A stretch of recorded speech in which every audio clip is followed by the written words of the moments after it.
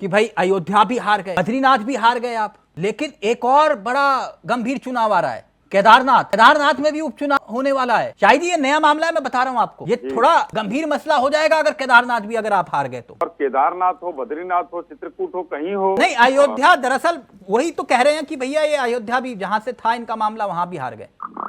नहीं मामला था तो हार गए, कोई वहां, लेकिन बद्रीनाथ भी तो हार गए ना। बद्रीनाथ में हम कह रहे हैं कि मैंने कहा पंजाब में हमारे कोई विधायक थे नहीं वहाँ। चित्रकूट में आपने खुद अभी बताया चित्रकूट में कौन जीता, बता दीजिए। स्विंग देखा जाता है। अच्छा, प्रयागराज में कौन जीता? अरे चित्रकूट और प्रयागराज मतलब क्या वो लोकसभा क्षेत्र नहीं है? तो मैं वही कह रहा हूँ ना सर, मसला तो यही था ना कि ये कह रहे कि हिंदुत्व की बात, मसला रामेश्वरम किस चीज का मसला था बताएं तो।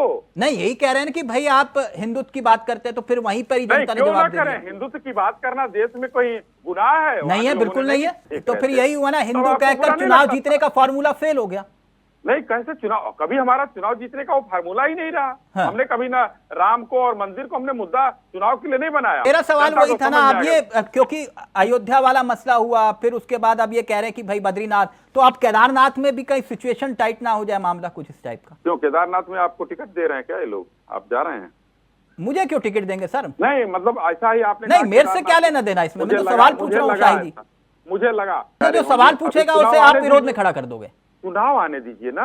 और आप लोगों की टिकट तो वैसे भी ना चाहिए, चाहे कोई भी राजनीतिक दल हो, और ना कोई इंटरेस्ट है तो दूर दूर तक। कानपुर के जो बदलापुर के विधायक हैं वो कह रहे हैं कि राज्य में बीजेपी की हालत ठीक नहीं है। देखिए, बदलापुर के विधायक हो सकता है उनके नजरिए से वो देखें, हो सकता है। और जो पूर्व मंत्री है मोती सिंह, वो कह रहे हैं कि तहसील थानों में अकाल्पनीय भ्रष्टाचार है। जब मैं बोल रहा हूँ, आप एक सवाल एक बार कर लीजिए। मैं बोल रहा हूँ, अगर आप करेंगे तो मैं क्षमा प्रार्थी हूँ, मैं अच्छा श्रोता भी हूँ, मैं बार बार आपसे कहता हूँ। तो अभी आप कहेंगे कि आप नाराज हो गए। नहीं शाहिद जी, आप क्यों नाराज होंगे? आप काबिल प्रवक्ता हैं, इसलिए आपसे सवाल उसी तरह से यही चीजें मैं जो है एक्चुअली, देखिए कोई भी चीज है आप मुझे पूछ लीजिए ना सवाल, जितने सवाल है मैं सबका आपको मैं प्रयास करता हूं कि कम से कम जो दर्शक है उनके मन में जो सवाल है वही पहला रमेश मिश्रा जी का जवाब नहीं आया, तब तक आप मोती सिंह का इकट्ठे दोनों लोगों का नाम ले लिए होते, मैं दोनों का जवाब देता। पूछ रहे? अच्छा, तीसरा भी ले लेता हूं फिर उसके बाद आराम से। हाँ जी पूछिए। संजय निषाद ने कहा है कि बुलडोजर से घर गिराएंगे तो क्या वोट मिलेंगे क्या? ये बातें किसी भी विधायक को बाहर नहीं कहना चाहिए, पार्टी फोरम पर कहना चाहिए। उन्होंने उस चीज का उल्लंघन किया है और उनको अपने आत्म परीक्षण करना चाहिए कि कृपा शंकर सिंह जी को उनके विधानसभा में कितने वोट मिले और वो कहीं पास हुए या फेल हुए, ये उनको करना चाहिए और ये पार्टी फोरम पर करना चाहिए। दूसरी बात मोती सिंह जी का कर रहा हूँ। मोती सिंह जी मंत्री रहे, हमारे बहुत वरिष्ठ नेता हैं, अच्छे नेता हैं, ईमानदार नेता हैं, सब कुछ ठीक है। जब मंत्री रहे तो उस समय भी अपने विभाग पर ही कुछ नकेल लगा देते, अगर इतना सब चीजें चलता रहा। अभी कुछ दिन पहले तक तो मंत्री थे, लेकिन हटने के बाद अचानक जो है बेईमान और भ्रष्टाचारी हो गया आदमी। ये भी तो यानी ये मतलब उनकी पीड़ा है।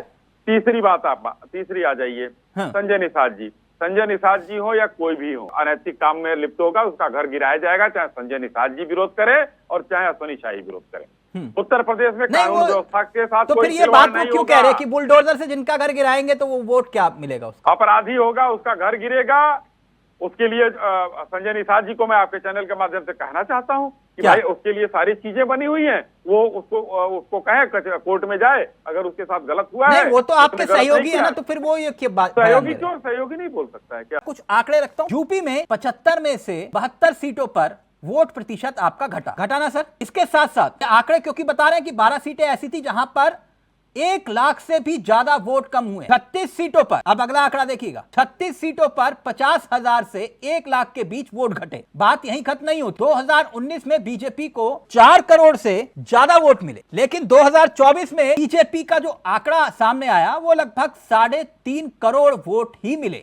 यानी कि इस बार के मुकाबले आपको 50 लाख कम वोट मिले हैं। समाजवादी पार्टी को इतना उछलने की जरूरत नहीं है। आपने 80 का टारगेट दिया था ना? आता हूँ, हमने टारगेट तो आदमी लेता ही है। टारगेट तो अभी लेकर चलते हैं कि 1 घंटे बहस करेंगे। अगर हम लोग 2 अभी मार कर लें 2 लोग तो आपको बंद करना पड़ेगा, चाहे भगाना पड़ेगा हम लोग। नहीं क्यों मार करोगे आप?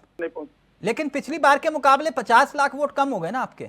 अरे भाई 50 लाख पर आप प्रतिशत में जब मैंने मान लिया कि घटे हैं तो उसको आप जो है दूसरे तरीके से परोस के क्या दिखाना चाहते हैं? नहीं मैंने कहा ना सर, मैं जो आंकड़े हैं या तो बोलिए गलत आंकड़े। अच्छा, यूपी में हार का गम है कि नहीं आपको शायद? अरे गम तो सब जगह कराता है। मैं कह तो हार का क्या मतलब होता है भाई? ये तो लोकतंत्र है, कम ज्यादा होगी हार। और ठीक, ये यूपी में हार कौन जिम्मेदार पता चला इस बैठक से?